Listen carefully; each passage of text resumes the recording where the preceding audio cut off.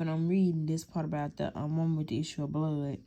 And I read this several times, but as I was reading this time, this thought came to me. It says in verse, where is it at? Verse, I think it's 24, yeah. So Jesus went with him. A large crowd followed and pressed around him. So a large crowd is squishing Jesus, basically. And then we're going to skedaddle on down here. And it's going to say down here, let's see. When she heard about Jesus, she came up behind him in the crowd and touched his cloak. But she thought, if I just touched his clothes, I would be healed. Immediately, her bleeding stopped and she felt in her body that she was freed from her suffering. Skip on down here to 30. It says, who touched my clothes? Because it said, Jesus realized the power had gone out from him.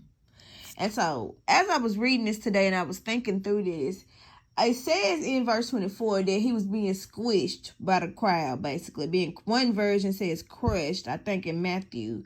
It says he was crushed by the crowd. So if all these people are crushing into him and squishing him, somebody had to have touched him in the midst of this.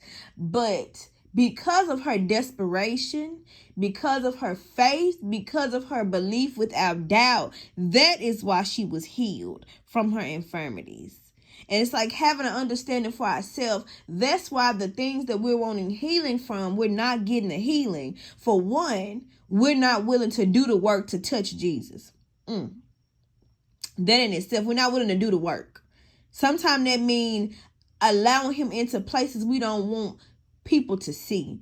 Allowing him into places that we're vulnerable and we don't want people to know that are there. 2, we got to be willing to squish through the crowd to get to him. We got to be willing to fight our way to him. We have to have 3, faith and not doubt. You got to have faith and not doubt. And not heavy on the not doubt. Because the doubt, it says in James that any man that doubts should not expect anything from God because they're unstable. They're double-minded and unstable in all their ways. So just as I'm reading this and thinking through this today, it's like, okay, that's why the enemy puts them little seeds of doubt in our mind when we believe him for something. That's why he come up and say, nah, he ain't gonna do it. Nah, this, not that. Because if you got that doubt in there and you begin to believe that doubt, that's where you mess up on your miracle manifesting through the Holy Spirit like it's supposed to. But yeah, I just wanted to share that with y'all.